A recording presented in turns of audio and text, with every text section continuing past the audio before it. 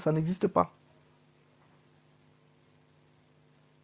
Mais bon, ça, il faut monter au vrai niveau pour comprendre, en fait, hein, que en réalité, le corps n'existe pas.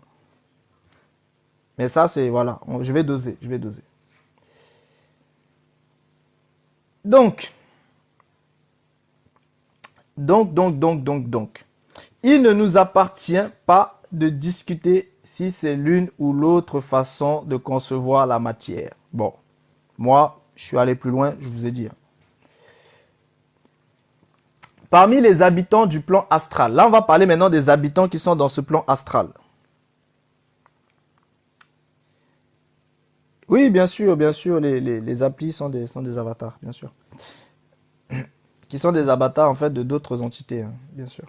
Donc, en ce qui concerne la corporéité des idées, corporéité des idées.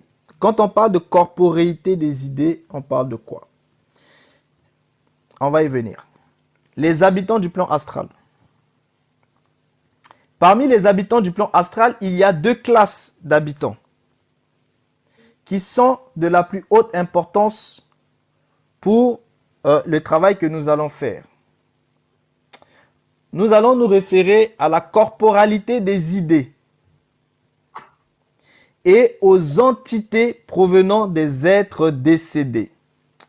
Dans les mondes astrales, vous avez deux catégories d'êtres.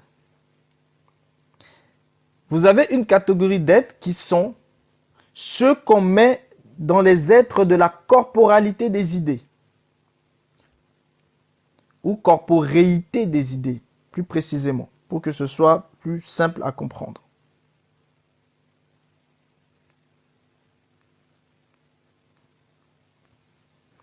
Bien sûr, la matière n'existe pas, Sam. La matière n'existe pas. Et je le dis et je le répète, et je le répéterai toujours. La partie voilà. Qui me fait mal dans ce que tu es en train de dire, c'est à cause de mon rouge à lèvres. Franchement. Donc, le rouge à lèvres n'existe pas, hein, c'est une illusion. C'est ça. C'est une matière. Mais vous-même, vous voyez que c'est une illusion, non? D'ailleurs, au jour d'aujourd'hui, le TikTok vous a même montré que lui-même, il peut même vous mettre des rouges à lèvres sur votre visage. Non? Et de manière virtuelle. Donc, vous n'avez même pas besoin de prendre ça et le mettre sur vous. En fait, le monde virtuel est là pour vous faire comprendre que toutes ces choses, en fait, en réalité, c'est la virtualité. Mais je peux comprendre. Certaines personnes sont encore très limitées dans leur développement spirituel. Donc, du coup, c'est difficile pour eux de concevoir ces genres de choses-là.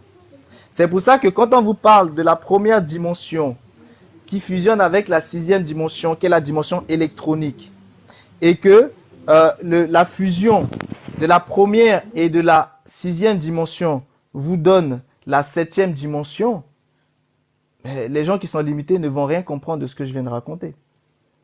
Et pourtant, c'est une réalité. Vous voyez un peu? C'est une réalité. Est-ce que ces gens connaissent même, voilà, la septième dimension? Sachant qu'il y a même aussi la huitième dimension. Est-ce que les gens savent comment la septième dimension se compose? Comment elle se forme? Parce que tout le monde connaît la dimension de l'éternité et ceux qui sont un peu à haut niveau connaissent la dimension électronique. Et d'ailleurs, la méta dans laquelle tout le monde va rentrer là, parce que ce sera obligatoire pour tout le monde. Donc, la méta dans laquelle tout le monde va rentrer et que les gens ont déjà commencé à être. Vous voyez, celui qui va dire non, moi je ne serai pas dans la méta, je vais lui dire mais tu te mens toi-même parce que quand tu es dans TikTok, dans Facebook, tu es déjà dans la méta sans t'en rendre compte. Donc, en réalité, le monde de la méta veut matérialiser justement en fait l'union de la sixième dimension et de la première dimension pour pouvoir constituer le monde de la septième dimension. Bon, je ne vais même pas développer davantage. Ceux qui seront en fait en privé, là, je leur développerai ça quand on fera des enseignements en privé. Les autres, je ne vous donne pas plus. Parce qu'il y a des gens ici, là, ça ne sert même à rien de leur donner la connaissance. Donc, on va pouvoir continuer. Lorsqu'on parle ici de la corporalité des idées et des entités en fait qui proviennent d'êtres décédés. Ce sont ces deux-là qui sont les deux catégories principaux des habitants de l'astral. Là, on parle des habitants de l'astral.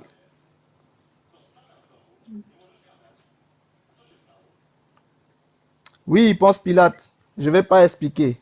Et on va dire, comme ça tu vas écouter. Ça va te faire mal. Et ça va nous faire plaisir. Donc, ne s'occupe pas des commentaires.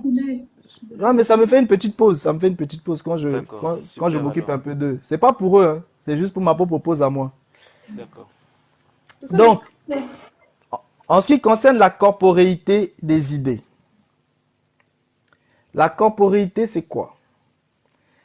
C'est le fait que le corps, objet, englobe les qualités anatomiques et physiologiques qui se manifestent dans les fonctions anatomo-biologiques vitales. C'est ici quand on parle de corporéité. Est-ce que quelqu'un a compris?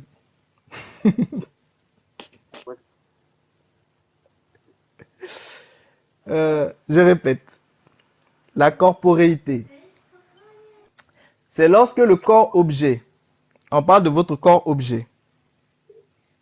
Je ne vous donne pas non plus le nom du livre. Écoutez seulement. Et allez seulement prouver le contraire. La corporéité des idées. Quand on parle de corporéité,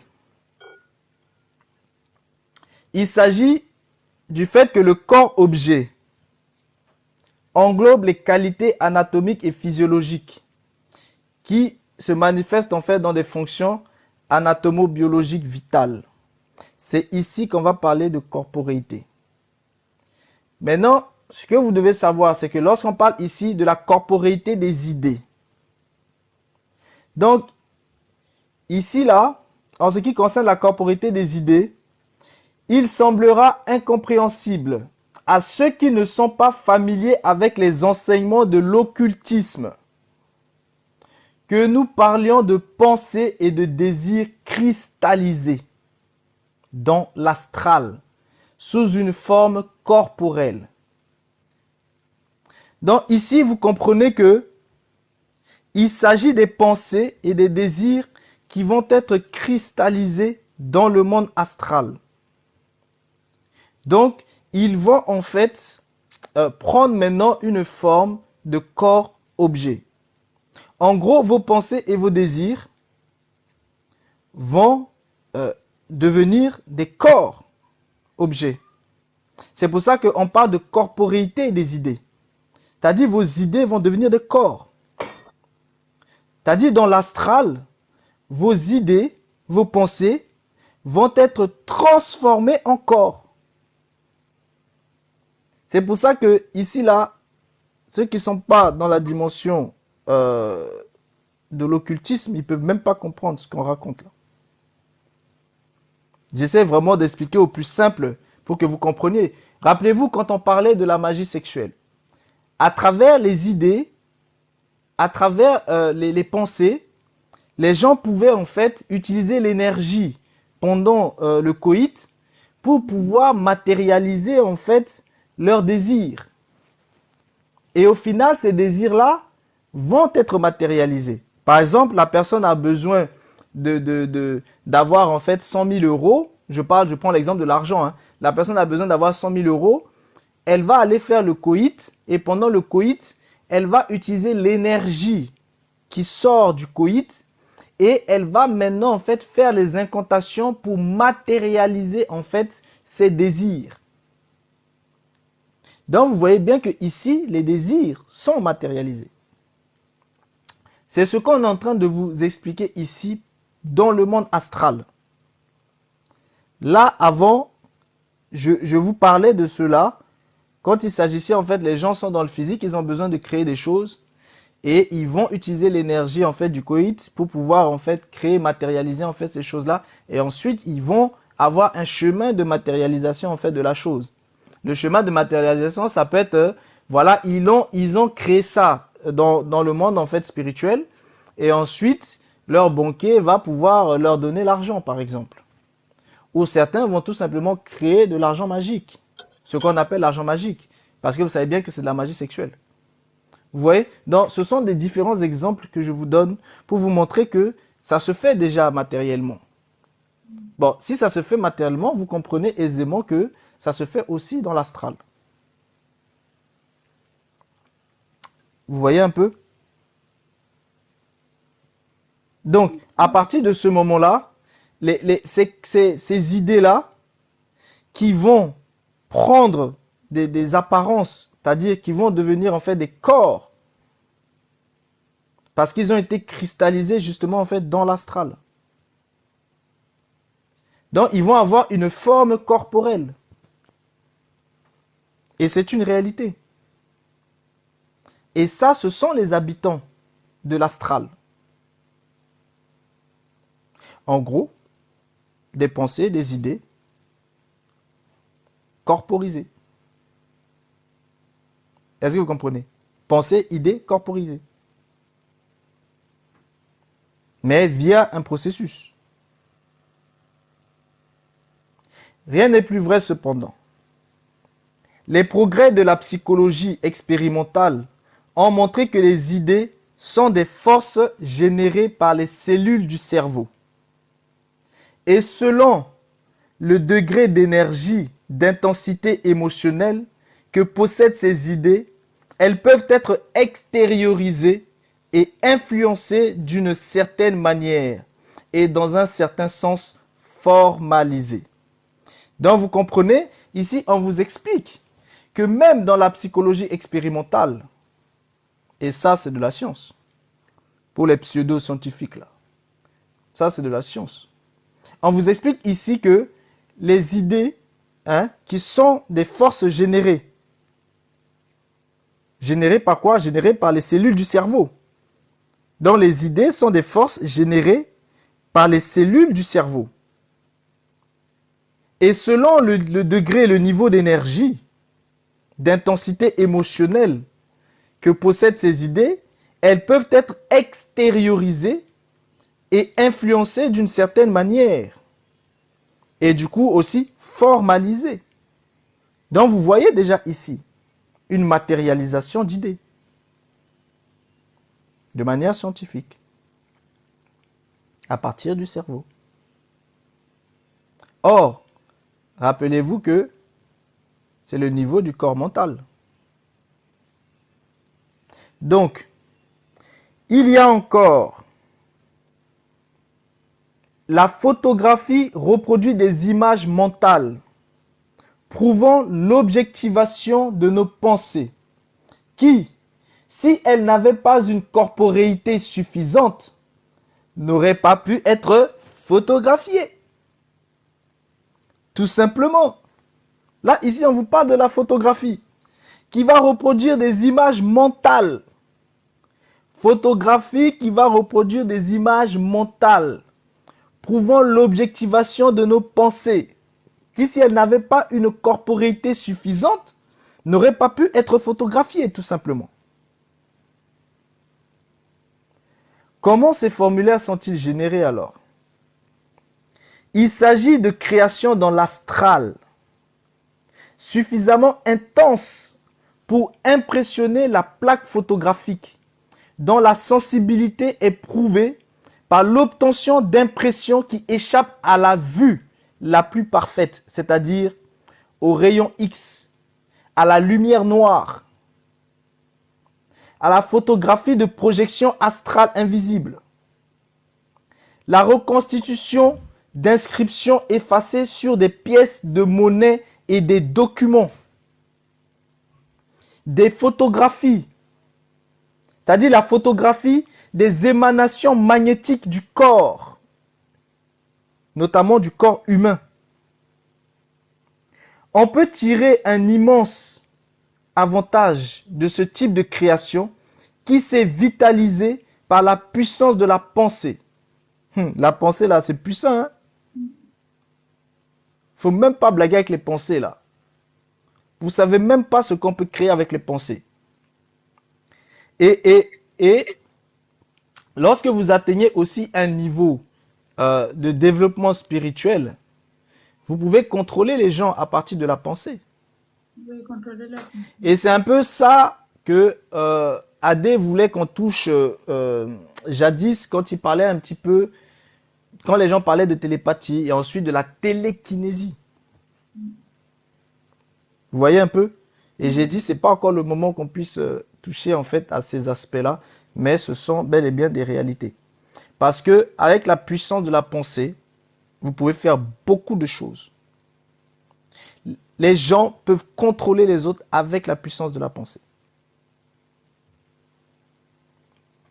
Supposons qu'un individu qui sait voir dans l'astral et qui sait manipuler les forces astrales soit surpris par une forme dont l'apparence lui indique qu'il a à sa portée la création d'un désir violent, bon ou mauvais, d'amour ou de haine.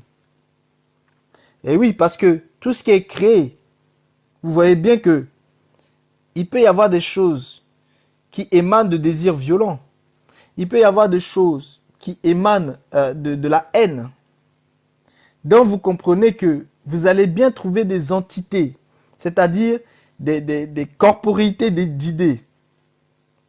Vous allez en trouver ceux qui manifestent un semblant de bonté, mais vous allez aussi trouver ceux qui manifestent, alors là, une haine et des mots comme pas possible. Bon, lorsque vous vous retrouvez, lorsque vous voulez travailler avec ces entités-là et que vous ne maîtrisez pas, et que vous tombez sur des entités qui ont été créées sur des bases de haine,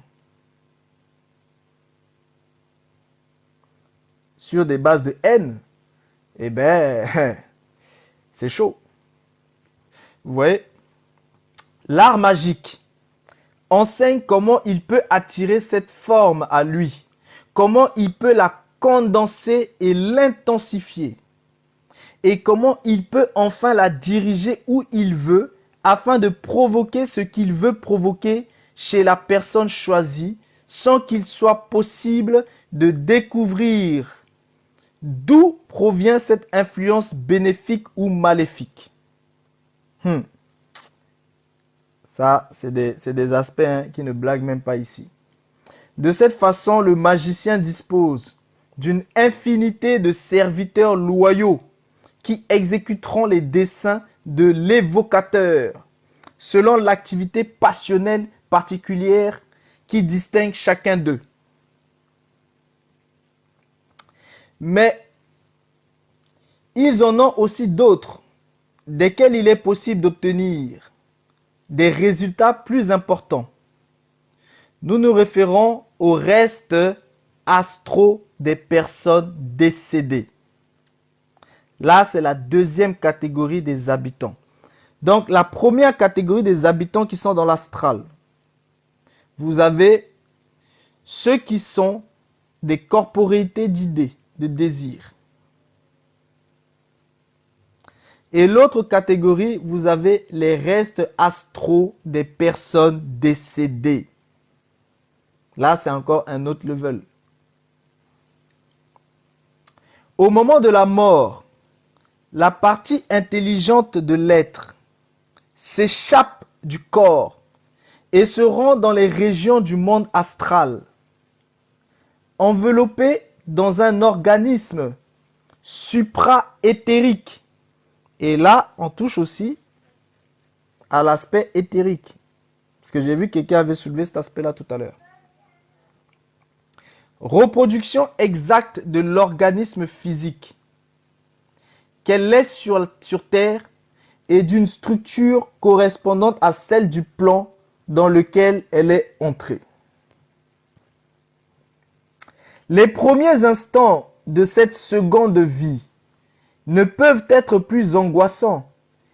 Il se sent vivre, mais d'une manière incompréhensible. Là, on va rentrer dans la vie justement de ces êtres-là, de ces deuxième catégorie d'habitants de l'astral. C'est-à-dire ceux qui sont en fait les restes astraux des personnes décédées. Ah, il y a beaucoup de choses dans ce monde-là. Voilà tout ce qu'il y a là-bas dans l'astral. Là. Ceux qui aiment bien aller se balader comme ça là-bas, là, sans savoir réellement ce qu'ils vont trouver. Donc, nous disions, les premiers instants de cette seconde vie ne peuvent être plus angoissants. Il se sent vivre, mais d'une manière incompréhensible. Il s'aperçoit qu'il est chaque fois noyé dans un océan fluidique, peuplé d'êtres étranges, de créations monstrueuses qui lui causent de l'effroi, et lorsque, attiré par les souvenirs, il revient au point terrestre où il a quitté l'existence matérielle, il constate avec une immense douleur qu'il appelle et que personne ne l'entend, qu'il éprouve tous ses besoins organiques habituels sans avoir aucun moyen de les satisfaire. Il se rend là où se trouve son organisme froid, le reconnaît, son approche, là on parle de son corps matériel, le reconnaît, son approche, essaie de s'y infuser en vain. Le lien de cette vie est rompu. Les restes commencent à se décomposer, cédant aux lois générales de la matière organique, et l'être astral s'enfuit avec horreur de son ancienne demeure charnelle et du monde des vivants. Commençons à comprendre son nouvel état. Là, ici, c'était une petite explication sur ce que vit justement cet être astral dès qu'il est décédé, vu qu'il fait partie de la deuxième catégorie d'habitants du monde astral. On a vu la première catégorie qui sont la corporité des idées. La deuxième catégorie, ce sont les restes astraux des personnes décédées. Donc, vous jouez là-bas avec les morts, en tout cas. Puis sa seconde vie se déroule par de nombreuses expériences qui découvrent de nouveaux horizons de transformation de l'être. Et lorsque le moment arrive, la seconde mort le place au seuil des régions supérieures, laissant sur le plan astral un corps vide qui commence à se désintégrer. Donc ici, vous voyez qu'il y a aussi la désintégration en fait qui se passe. Et ça, on l'avait vu. On avait vu que le corps éthérique, vous vous souvenez quand on avait vu aussi le corps éthérique, le corps vital, ce corps vital-là en fait, lui qui est différent en fait de la personnalité, il se met en fait, lui il va pas dans la tombe, voilà, il va pas dans la tombe parce que le lien est coupé, et il se met, et ça on le verra en détail quand on parlera du Bardo Toda et du livre des morts. Il se met en fait au-dessus, et c'est pour ça que quand vous parlez au cimetière et tout ça, à la tombe, vous pouvez parler en fait au corps astral, au corps vital. Les gens parlent au corps vital. Donc, j'en étais où moi? Les cadavres astraux. Voilà, il y a aussi les cadavres astraux. Je ne vais pas donner le nom du livre, Ponce Pilate. Tu vas écouter sagement. Et ne te lave pas les mains cette fois-ci. Tu es dedans, tu es en plein dans la marmite même. Tu vas écouter et tu vas être délivré. Les cadavres astraux flottent d'un côté à l'autre, se dissolvant lentement, mais encore quelque peu animés par les vibrations vitales qui les habitent, recherchant instinctivement dans la sphère astromagnétique des organismes vivants, la force de la cohésion qui leur permet de retarder le moment de leur dissolution définitive. Et oui, parce que les cadavres astraux vont aussi être dissous. Ils vont aussi être dissous. Et c'est pour ça que ces habitants-là de l'astral attirent les gens dans l'astral pour voler leur énergie. Vous ne comprenez pas. Réveillez-vous. Réveillez-vous. Ces habitants du plan astral sont ceux qui répondent à l'appel de chaque séance spirit et à certaines expériences de magie noire où ils attendent avec impatience l'occasion d'établir des relations directes avec des personnes accessibles et d'identifier leur vie astrale en absorbant une partie de la vitalité des individus qui servent de médium et de sujet à ces expériences. À bon entendeur. À bon entendeur. Vous savez, il n'y a pas plus âne que quelqu'un qui voit la vérité et qui la rejette. Mais après tout, chacun choisit son chemin. Ok, je vais répéter ça. Ces habitants du plan astral. Et là, on parle non seulement des habitants qui sont des corporités d'idées, mais on parle aussi des restes astraux des gens décédés. C'est eux qui habitent l'astral. Et ils sont nombreux. On vous dit qu'ils sont des millions, des milliards. Vous ne pouvez même pas imaginer. Bon, eux là, on vous dit quoi? Quoi qu'il arrive, ils doivent avoir une dissolution définitive. Mais comme ils ne veulent pas mourir, on vous dit,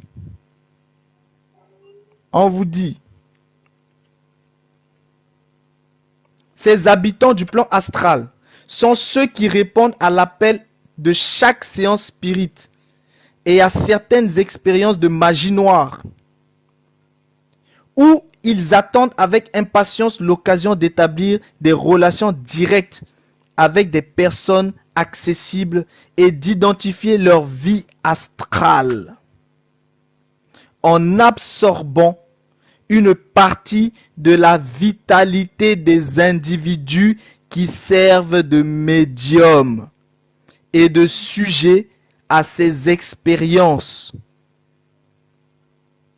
Les médiums là, votre vitalité est bouffée. Sachez-le. Je dis ça, je dis rien. Il est très facile pour l'initié aux arts magiques de s'emparer de ces êtres astraux. C'est normal, tu m'étonnes, c'est dans leur intérêt d'être emparé. Et de les convertir en serviteurs dociles, tu m'étonnes, de son entreprise. Mais leur gestion entraîne de grandes responsabilités. Et les risques de l'opérateur peuvent être lourds de conséquences. Ça, ici, c'était la partie sur les habitants de l'astral. Donc, désormais, vous connaissez les entités qui vivent dans l'astral. Ces consciences mentales qui n'ont pas de corps, qui ont été façonnées d'un côté par une corporité d'idées, de l'autre par des êtres astraux, par les restes astraux des gens qui sont morts. Est-ce que vous comprenez? Est-il possible que ces entités-là... On t'entend pas, Eben. Tu parles très doucement et très loin du... Là, c'est mieux? Oui, là, un peu, oui, un peu. Ok. Je demandais, est-il possible que ces entités-là puissent prendre forme dans un véhicule humain? Mais oui, parce que elles sont des entités. Elles sont des entités tant qu'elles n'ont pas en fait de corps. Et c'est pour ça que mardi, je vous avais expliqué la notion en fait d'une entité. Une entité, c'est une conscience mentale qui n'a pas intégré un corps. Donc, en réalité, ce qu'elle cherche, c'est quoi? D'intégrer des corps. Donc, quand les gens voyagent en astral là, si vous faites pas attention là, vous revenez avec. Eh oui, parce que vous voyagez avec votre corps astral.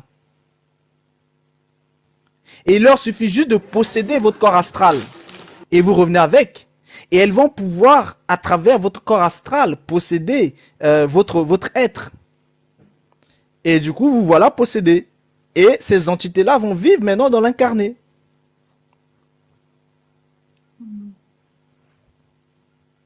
Ok.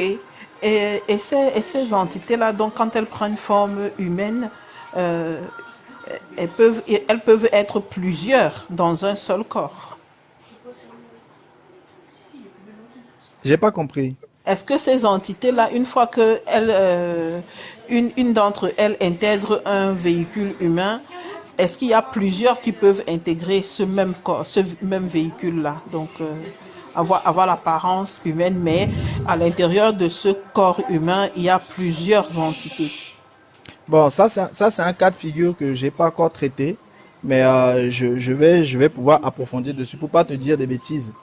Je vais approfondir dessus et puis. Oui, je pose la question, bon, comme ça là, je jette un pavé dans la mare et après peut-être qu'on pourra développer dessus. Ça, c'est pas par rapport aux légions là, tu vois, dans la Bible, il y a les légions qui étaient. Oui, voilà. Oui, j'ai bien compris, C'est pour ça que je.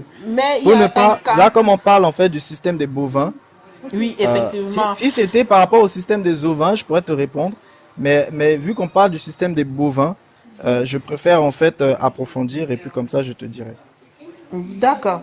Ok. Ben, j'expliquerai alors mieux après à ce moment-là le contexte dans lequel je pose la question.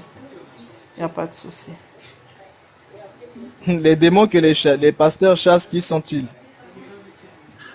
Est-ce que le pasteur chasse le démon par l'esprit du créateur ou par l'esprit de la Kundalini?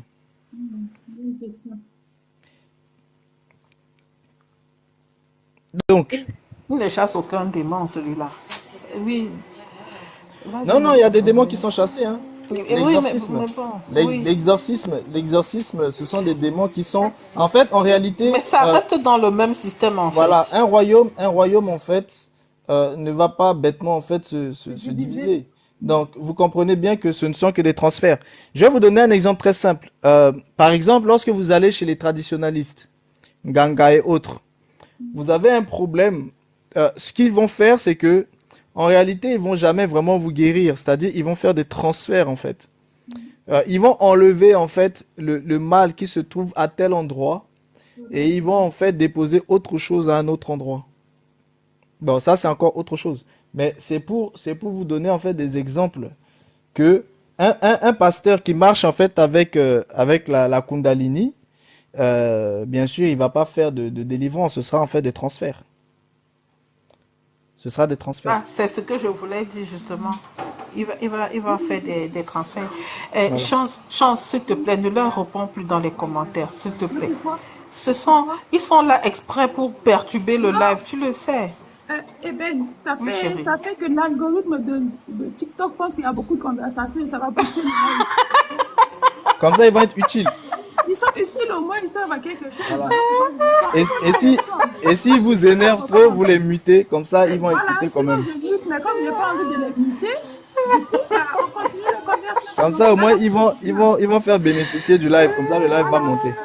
Bien vu. C'est gentil pour les aigris là. C'est gentil. Vous êtes les bienvenus. Moi-même je vous reprends comme ça, on booste le live un peu. Bien vu.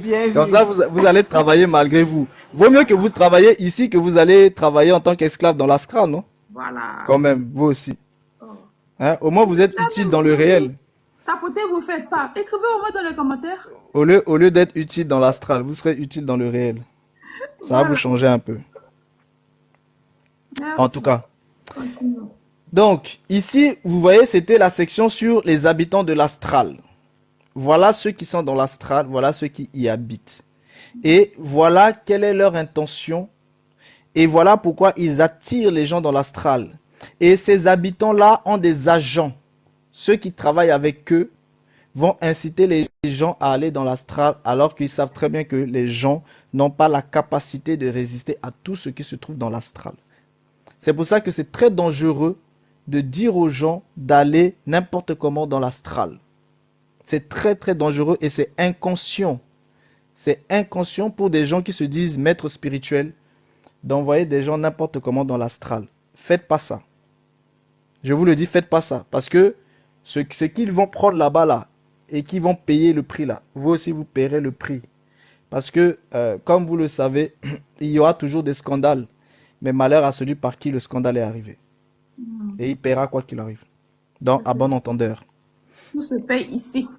Donc, maintenant, on va parler du corps astral. Tout à l'heure, c'était les habitants de l'astral. On va parler maintenant du corps astral. Selon la science occulte, l'homme est un petit monde. Et c'est pour cette raison qu'il est appelé microcosme. Je vous avais expliqué que il y en a même beaucoup plus. Hein, mais on va rester sur cet aspect-là parce que c'est l'aspect un petit peu que la plupart des gens connaissent. Voilà, les 7 aspects-là, il faudra que ce soit développé plus tard pour qu'on puisse bien vous faire conceptualiser ça. Donc, ici, on est dans l'aspect du microcosme. De même que dans la nature, il y a un état astral interposé entre le monde physique de nos perceptions et de nos connaissances. Ainsi, dans l'être humain, il y a en même temps que son corps physique, un autre de matière astrale qui interpénètre le visible, dont il se sépare parfois plus ou moins complètement, mais en restant toujours uni à lui, jusqu'au moment de la mort, où a lieu la séparation complète des deux corporalités. Donc ça, c'est des aspects qui sont assez généraux et que tout un chacun connaît et dont on a déjà parlé, bien sûr. Le corps astral, également appelé le double, ou simplement corps astral, reste en corrélation si étroite de sensation avec le corps physique que ce dernier n'éprouve aucune sensation qui ne se reflète sur le premier et vice-versa. Et vous savez, un jour dans un live, je vous avais dit comment le corps astral, comment cette entité d'étoile terrestre s'est incarnée dans l'homme. Et malheureusement, ceux qui n'étaient pas là, bon, désolé, je ne vais pas le répéter là, ici. Il y a des lives sur YouTube. Allez là, allez suivre ça, s'il vous plaît. Il faut suivre les lives. Et bon, je ne sais pas si c'était sur ces lives-là ou sur les lives plutôt chez Réveil, mais voilà, ceux qui le savent déjà, vous le savez. Les autres, ceux qui auront la possibilité qu'ils puissent suivre des lives privés, je développerai si jamais ils en ont besoin. Et les autres qui sont aigris là, je vous dis rien du tout. Donc, cette qualité se manifeste en agissant sur le corps astral, extériorisé d'une personne endormie par le procédé d'Albert de Rocha. Oui, ce qu'il faut savoir, c'est que le corps astral, en fait, on vous fait croire que le corps astral a toujours été en l'homme, mais en réalité, non. Le corps astral a eu une origine. Oui, on avait vu ça sur... Oui, je taquine un peu ceux à qui je n'ai pas dit là, comme ça leur fait encore un peu plus mal. Voilà la tête. Voilà. Par exemple, piquez le bras fluidique du double du sujet H hypnotisé et vous verrez une trace rougeâtre à l'endroit correspondant du bras physique. Frappez le corps astral de la personne avec un coup fort et l'ecchymose produite par la contusion apparaîtra dans le corps physique de la personne. Il n'est pas nécessaire de dire combien celui qui connaît ses propriétés peut en tirer profit. S'il est bien certain qu'il ne peut pas toujours en profiter parce qu'il ne lui est pas possible de prolonger l'élu dans le sommeil extériorisant, il peut du moins choisir facilement n'importe quel moment où il se trouve dans le sommeil naturel, c'est-à-dire quand le corps astral de l'individu est ordinairement plus ou moins éloigné. Et la magie magnétique décrit le moment de mettre ce corps astral à la portée de l'opérateur, afin qu'il puisse l'influencer à volonté, comme il le veut, et dans le but qu'il désire. En réalité, pour faire simple, si vous voulez vraiment régler le compte de quelqu'un qui vient vous voir en astral, chicotez-le correctement. Ah voilà, chicote. Voilà. Attends, Réveil, est-ce que ce n'est pas ça qu'ils font avec les poupées là, dans le vaudou? Ça, c'est encore autre chose. Là, on parle de l'astral ici. Oui, mais tu vois, une fois qu'il t'a piqué, il pique les poupées là, la personne qui est censée être concernée par ça ressent, hein?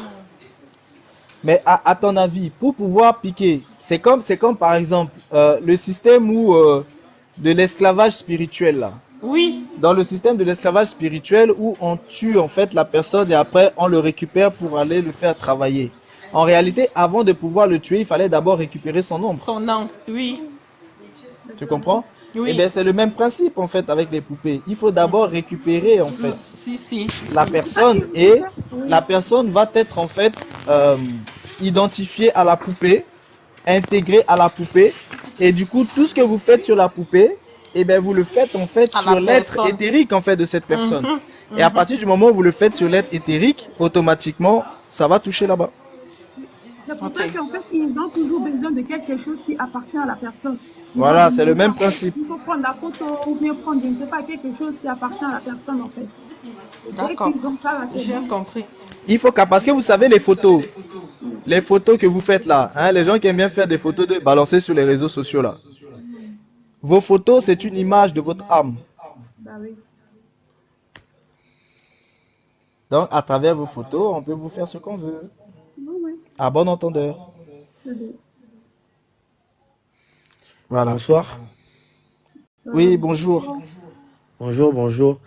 Je suis monté parce que tu as dit un truc qui m'a un peu interpellé. Tu disais que pour le système d'esclavage dans l'astral, que les personnes qui tuaient récupéraient l'âme des défunts. Ça m'a un peu intrigué parce que, bon, moi, de mes petites connaissances, l'âme est quelque chose qui est en dehors du corps même, en fait. Et c'est quelque chose qu'on ne peut, en réalité, pas contrôler ni prendre parce que l'âme est très différente de ce qu'on appelle l'esprit et que c'est l'esprit, vu que l'esprit est rattaché au domaine du mental, c'est l'esprit plutôt qui fait le voyage astral et qui est perdu dans ces dimensions de l'astral. L'âme étant dans des dimensions beaucoup plus hautes et beaucoup plus subtiles, n'est pas du tout, manipulable par ces individus de la quatrième dimension ou de l'astral, comme vous le dites. Donc, moi, c'est un peu ça qui m'a un peu dérangé dans ton propos.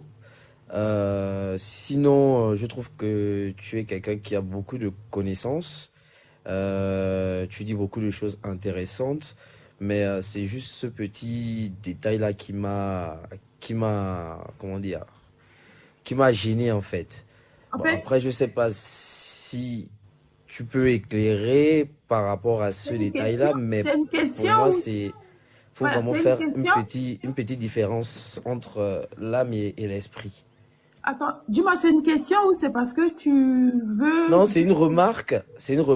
Et bon, par rapport à ma remarque, s'il a quelque chose à en redire, moi je suis là pour l'échange. Je ne suis pas là pour contredire quelqu'un. Vous savez, dans ces choses-là, personne n'a la science infuse. Il y a beaucoup de traditions dans le monde. Il y a beaucoup de spiritualité dans le monde. Et chacun a aussi son degré par rapport à la spiritualité, à la connaissance. Donc, moi, je ne me permets pas de venir et contredire les gens. Je laisse le frère te répondre. Déjà, dans un premier point, tu n'as pas compris en fait ce dont il était question. Parce que je ne te parlais pas de prison dans l'astral, j'ai parlé de l'esclavage spirituel. Et toi, tu as compris esclavage astral alors que j'ai parlé d'esclavage spirituel. Ok. Donc, rien qu'à ce niveau-là, en fait, tu n'as pas compris. Et du coup, comme tu n'as pas compris, tu t'es en fait fait en fait des déductions. Oui, L'escla- effectivement. l'esclavage spirituel dont il était question ici, c'est pas l'astral. C'était un exemple des personnes à qui, dans des pratiques de sorcellerie, on a récupéré en fait leur ombre. Et à partir du moment où leur ombre a été récupérée, ils vont être tués. On va provoquer un accident et la mort va être constatée, mais en réalité, cette personne n'est pas réellement morte, vu que son corps éthérique avait déjà été récupéré. Et ensuite, quand les gens vont constater le décès, ces personnes-là vont aller déterrer en fait cet être. Ils vont aller récupérer cet être et ils vont justement renvoyer son aspect qui avait été récupéré, mais qui avait déjà été travaillé. Et cette personne devient leur esclave et ils vont l'envoyer en fait ailleurs physiquement pour qu'elle aille travailler. Donc, je vois pas en quoi toi tu as vu la notion d'astral ici. Ok, ok. Voilà, c'était de ça dont il est Autant pour question. moi, autant pour moi. C'est moi donc qui ai mal compris quand tu t'es exprimé. Ok. Est-ce qu'il y avait d'autres questions? C'est bon? Il y a, comment ça s'appelle, qui est monté, mais bon, on dirait qu'il est au téléphone. Donc, tout à l'heure, alors. Ok, On va continuer. merci. Donc, par contre, il y a une chose qu'il faudra quand même que je précise. Est-ce que, comme il est encore là, est-ce qu'il peut définir en fait les différents corps subtils? Et quelles sont les capacités de ces corps subtils-là? Parce qu'il a parlé de l'âme, il a parlé de l'esprit. Mais qu'en est-il des autres corps? Est-ce qu'il les Alors, connaît? alors moi, de mes connaissances, on a 9 corps subtils. On a 9 corps subtils. Après, les capacités et, Tu peux me les comment dire, citer? les actions, le mental, l'esprit, l'âme étant le dernier. Tu Là, as dit comme ça, 9. 9, tu peux me je les les ai citer? pas. Ah, les 9, je les ai pas, les 9. Hein. Là, tout de suite, je peux pas te dire que j'ai les 9. Mais je sais qu'il y en a 9. Et tu en connais combien? Euh, je vais dire que là, à mon niveau, j'en connais au moins 3. Lesquels? Donc, l'aura, la dimension du mental, la dimension de l'esprit, la dimension de l'âme. Ok. Bon, c'est un peu... En fait, tu es de quelle cosmogonie? Cosmogonie, tu veux dire par rapport à mes ancêtres, moi je suis Luango. Tu as dit tu crois en quoi? Tu es de quel Ah, type je de crois en quoi? croyance? Oui, bah, je suis Luango, donc moi je crois à Tanta Zambé. Je crois à Tanta Zambé, je crois qu'il y a un créateur pour ce monde-là, et après, il y a des entités qui peuplent ce monde-là. Ok. En fait, il faut déjà que tu comprennes euh, qu'il y a 7 corps principaux subtils. Donc, tu as le corps physique, le corps éthérique, le corps astral, le corps mental, le corps causal, le corps bouddhique et le corps atmique.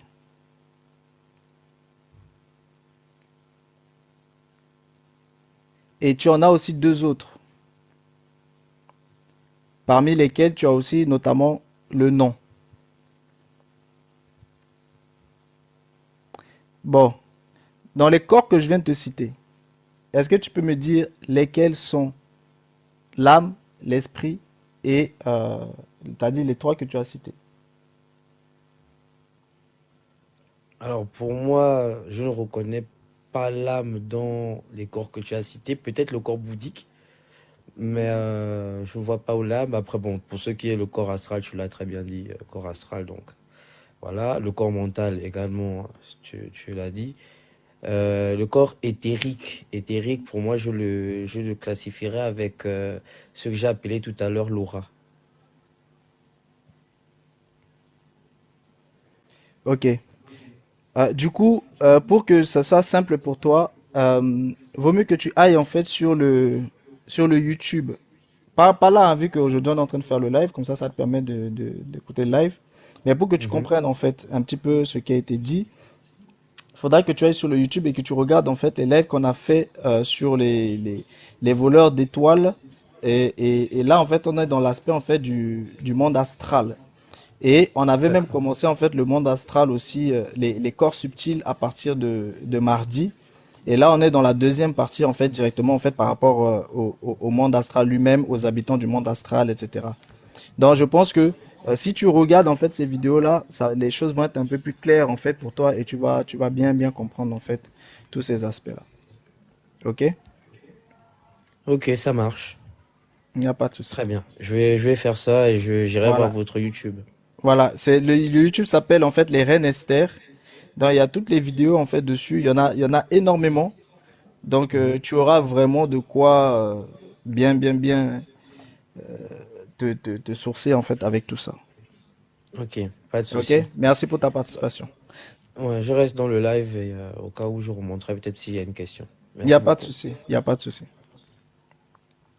Yal avait peut-être des questions? Non, c'est bon? Non, ben, juste dire au frère qu'il est dans la cosmogonie ancestrale et non la cosmogonie louango comme il dit. Je pense que dans ses propos, il disait quoi aux ancêtres. Donc, c'est un peu ça sa cosmogonie. Ok. Mais bon, c'est pas grave. Il va aller regarder les vidéos et puis il va un peu mieux comprendre en fait certaines choses. Parfois, ça arrive, on peut avoir des questions et puis après, quand on peaufine un peu mieux les choses, après là, c'est un peu plus clair. Ok, donc on va pouvoir en fait poursuivre. Donc, nous disions, là, on est en train de parler en fait du corps astral. On parle principalement là du corps astral. Avant, on a vu les habitants. On a vu la base du plan astral. On a vu les habitants du plan du monde astral. Et là, en fait, on voit maintenant en fait le corps astral. Et ici, vous voyez, on nous explique clairement hein, les aspects en fait du corps astral, tout ce que le corps astral en fait peut faire. Donc, euh, donc on vous dit ici que il n'est pas nécessaire de dire combien celui qui connaît ses propriétés peut en tirer profit. S'il est bien certain qu'il ne peut pas toujours en profiter parce qu'il ne lui est pas possible de prolonger l'élu dans le sommeil extériorisant, il peut du moins choisir facilement n'importe quel moment où il se trouve dans le sommeil naturel, c'est-à-dire quand le corps astral de l'individu est ordinairement plus ou moins éloigné. Et la magie magnétique décrit le moyen de mettre ce corps astral à la portée de l'opérateur. Quand on parle de l'opérateur, on parle de celui qui agit. Hein. À la portée de l'opérateur afin qu'il puisse l'influencer à volonté, comme il le veut et dans le but qu'il le désire. Donc, vous voyez, c'est très important de comprendre en fait les subtilités en fait du corps astral afin que votre corps astral ne soit pas utilisé n'importe comment et que votre corps astral ne soit pas non plus maltraité. Et ce que vous devez aussi comprendre, c'est que il y a aussi l'esclavage justement à ce niveau-là. C'est-à-dire, lorsque certaines personnes ont accès à votre corps astral parce que vous avez ouvert des portes, ces personnes peuvent très bien prostituer votre corps astral. Bon, je ne vais pas développer davantage, mais ici, on est aussi dans cet aspect-là, en fait, de détournement, en fait, de votre être. Parce que votre corps astral est lié à vous. Euh, que vous le vouliez ou non, même si ce n'était pas au commencement, mais par la suite, il est venu s'intégrer, en fait, à vous. Donc, à partir du moment où vous perdez le contrôle de votre corps astral, Et pour que vous perdiez votre corps astral est lié en fait à votre étoile terrestre. Donc ça, c'est ce qu'on a vu dans les lives vraiment précédentes. Donc, dès que les portes ont été ouvertes, et vous savez que les portes, ce sont en fait les différents chakras, les vortex. Dès que ces portes sont ouvertes et que quelqu'un pénètre, la personne peut prendre le contrôle de votre corps astral. Et à partir du moment où elle a pris le contrôle de votre corps astral, elle peut très bien vous prostituer spirituellement.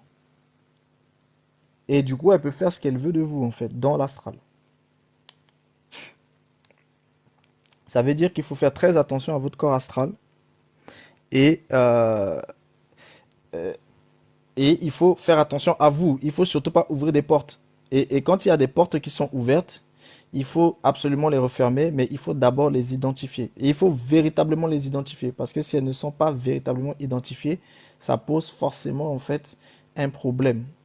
Donc il faut véritablement identifier les portes.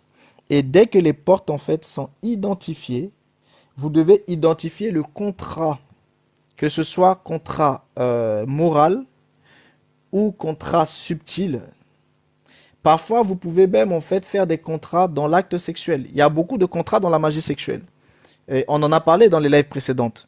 Deux personnes qui sont en train de copuler et l'un va justement en fait signer un contrat sans s'en rendre compte. Par des mots. Oui, je ne voudrais que toi. Oui, prends tout mon être. Oui, récupère mon énergie. Oui, tu vois, toutes ces choses-là, toutes ces paroles-là, vous créez avec. Et vous scellez des contrats. Et quand vous scellez des contrats, eh bien, ces contrats-là, en fait, malheureusement, la personne, en fait, mal intentionnée peut utiliser ça. Donc, vous devez faire très attention, en fait, à tous ces aspects-là. Après, lorsque le cas est fait, après, c'est tout un travail qu'il faut faire. Parce que c'est un combat spirituel après. Vu que la personne prend possession, en fait, de votre corps astral, il faut en fait combattre pour que vous puissiez en fait récupérer votre autonomie. Donc après, c'est encore autre chose, c'est tout un combat derrière. Donc voilà un peu sur cet aspect-là par rapport au corps astral. Faites très attention à ce corps astral, mais la seule façon de protéger votre corps astral, c'est de ne pas l'utiliser. La seule façon véritablement de le protéger, c'est de ne pas l'utiliser. Ça, c'est un premier aspect. Or, tous ceux qui utilisent leur corps astral sont déjà vulnérables parce que rien que dans l'utilisation du corps astral, ils se mettent en danger. Parce que lorsqu'ils voyagent de manière volontaire, parce qu'en fait, en réalité, je vous ai dit que vous avez un véritable protecteur en vous, c'est votre inconscient. Votre inconscient, il vous protège. Ça fait que lorsque vous rentrez dans le monde onérique, vous entrez dans le monde onérique, dans les dimensions en fait astrales. Vous rentrez dans ces dimensions-là sur la voie normale. Parce que vous êtes en train de dormir et il faut bien que vos êtres puissent en fait se ressourcer. Je ne vais pas détailler les êtres qui vont se ressourcer. Il faut que vos êtres en fait puissent se ressourcer et que votre corps puisse aussi se reposer. Donc dès cet instant-là, vous êtes dans une sphère en fait de ressources et de repos. Bon, quand vous y allez sur la voie normale, c'est quand vous dormez normalement et que voilà, vous entrez dans ces mondes-là. Vous êtes protégé par votre inconscient. Et du coup, il y a des choses qui font que si vous êtes trop faible, votre inconscient va pouvoir en fait intervenir pour vous. Mais par contre, ceux qui y vont de manière consciente, soit par l'hypnose, méditation, ou alors tout simplement parce que ils se mettent en sommeil pour pouvoir voyager, ou s'ils voyagent en fait en instantané, en astral, c'est-à-dire ils sont là, bim, ils s'arrêtent, ils partent en astral. Toutes ces personnes-là partent de manière consciente. Donc quand vous partez de manière consciente, vous perdez en quelque sorte la protection de votre inconscient, parce que c'est votre conscient qui est parti. Dans votre inconscient ne va pas trop intervenir. Dès lors, vous vous mettez en danger. Parce que si vous n'êtes pas suffisamment fort, si votre corps astral n'est pas suffisamment fort, c'est là où vous allez non seulement vous faire manipuler à travers les intuitions que les consciences mentales qui sont dans l'astral vont pouvoir transmettre en vous pour vous manipuler, mais aussi à travers des processus aussi de possession. Donc vous voyez, il y a énormément de dangers qui rôdent autour de votre corps astral. Donc il faut bien faire attention en fait à tout cela. Surtout quand vous y allez de manière consciente. Quand vous y allez de manière inconsciente, ou alors quand vous ouvrez par exemple les portes. Je donne un exemple. Vous allez voir un pasteur, il vous impose les mains. C'est quelqu'un qui travaille avec le Kundalini. Bim, à travers le chakra frontal, il pénètre en fait en vous. Il descend, il récupère les choses, il contrôle en fait vos différents corps subtils. Et à partir de ce moment-là, il va faire des choses en fait avec vous. Il peut vous prostituer justement aussi en fait dans l'astral dès qu'il prend possession en fait de certains aspects de vos corps subtils. Donc dès lors, là pareil, vous êtes en danger. Et ici, il va falloir, parce que tout ce que vous vivez dans l'astral, rappelez-vous, votre corps astral est lié en fait avec votre être physique. Donc, il est lié avec votre corps éthérique. Votre corps astral est lié avec votre corps éthérique. Votre corps éthérique est lié en fait avec votre corps physique. Donc, tout ce qui se passe dans l'astral joue sur votre corps éthérique et joue aussi sur votre corps physique. Ça fait que si vous avez passé toute la nuit à être prostitué dans le monde astral, naturellement, vous êtes totalement en fait épuisé, etc. En fait, dans votre être, voilà. Donc, je ne rentre pas plus en détail, mais vous voyez déjà le schéma. S'il y a des questions plus tard, bon, on y répondra. Sinon, on va basculer maintenant dans le développement astral.